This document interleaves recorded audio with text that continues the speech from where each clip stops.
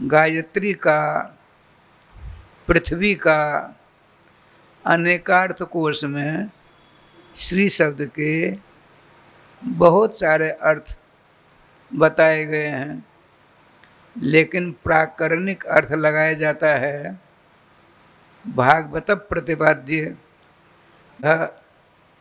सिद्धांत सर्वमान्य है, चाहे वे वैष्णव हों, शाक्त हों, शैव्य हों, गणपति हों या शौर्य हों। शवों के द्वारा, जैसे वैदिक मंत्र है अहिंसा परमो धर्म इति वेदानुशासनम, इसी प्रकार से श्रीमद् भागवत नामात्मक हैं, इसमें किसी का मतभेद नहीं है। अब देखिए, श्री माने राधा, और श्री राधा हैं जिनकी, वे क्या कहलाते? श्रीमद्, अर्थात राधा कृष्णात्मक श्रीमद् भागवत महापुराण है। भागवत का अर्थ है भाग्य। भागवान को भागवत की कथा प्राप्त होती है, अभागे को नहीं प्राप्त होती है, पूर्ण विहीनों को नहीं प्राप्त होती, अर्थात अभागे को, पापियों को, दुष्कर्मियों को, निंदकों को श्रीमद् भागवत महापुराण की रसमयी कथा प्राप्त होना असंभव है। तो कलयुग में प्रायः सबके सब पापात्मा ही होंगे, ऐसा भी वर्णन प्राप्त होता है। उनके लिए क्या किया जाए? तो यह भी सर्वमान्य सिद्धांत है। जैसे आया है कृते सर्वाणि तीर्थानि, सतयुग में सभी तीर्थों का 3.5 करोड़ तीर्थों की शरण लेनी पड़ती थी। त्रेतायाम पुष्करम परम, त्रेता में सर्वश्रेष्ठ पुष्कर क्षेत्र को मानते। वहाँ जा कर के जो पुण्य, जो फल, जो आनंद, जो रस 3.5 करोड़ तीर्थों के द्वारा प्राप्त होता, वह सारे पदार्थ त्रेता में पुष्कर क्षेत्र है। पुष्कर क्षेत्र भारत में ब्रह्मा जी का एक ही स्थान है पुष्कर क्षेत्र में, वो राजस्थान में है। और द्वापरे तू कुरुक्षेत्र, द्वापर में सर्वश्रेष्ठ तीर्थ धार्मिक स्थान कुरुक्षेत्र माना जाता था।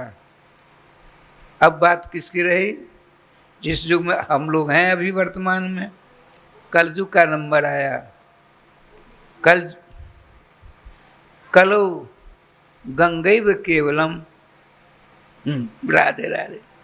कलयुग में सर्वतीर्थमयी गंगा कही जाती है। गंगा जल का सेवन, गंगा तट का सेवन, गंगा में स्नान, अरे यहाँ तक आया है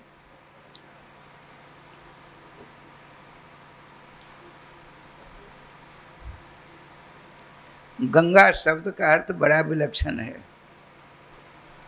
गम उच्चारेण गमयति तारयति संसारात, जैसा गंगा आपके मुख से यदि गम उच्चारित हो गया, गम शब्द उच्चारण हो गया और कहीं शरीर छूट गया तो क्या होगा? तो संसार सागर से कितना भी पापी, तापी, दुराचारी, गुहत्यारा, भ्रूण हत्यारा, हत्यारा ही क्यों नहीं होगा हुआ, अंत में यदि गंगा पूरा नहीं, गम ही उच्चारण होकर शरीर छूट गया, वह विष्णु के धाम अवश्य पहुंच जाएगा, इसमें दो राय नहीं है। रायश्याम जी बताते हैं, दृष्टा पाप सतम हंति, पीता, पिता शब्द संस्कृत है, पीता जन्म शतद्वयम् स्नाता जन्म सहस्राणि हंति गंगम न संशयः। आदि पुराण में आया है, जिसने गंगा जी को देख लिया, गंगा जल को देख लिया, उसके 100 जन्म के पाप दूर हो गए। जिसने गंगा जल का थोड़ा पान कर लिया, उसके 200 जन्मों के पाप समाप्त हो गए। और जिसको किसी पुण्य के प्रभाव से गंगा जल में स्नान करने का सुअवसर प्राप्त हुआ, बताते हैं हजारों जन्मों के पाप दूर हो जाते हैं। देखिए राय श्याम जी, यदि आपका मरण आप में से किसी का, क्या कहीं का क्यों न हो, क्या कहते हैं सो सुनिए, गंगा गंगेति जो ब्रूयात योजनानां शतैरपि मुच्यते सर्व पापेभ्यो विष्णुलोकम से गच्छति। चाहे उसने अपने जीवन में पाप ही क्यों न किया हो, अंत समय में यदि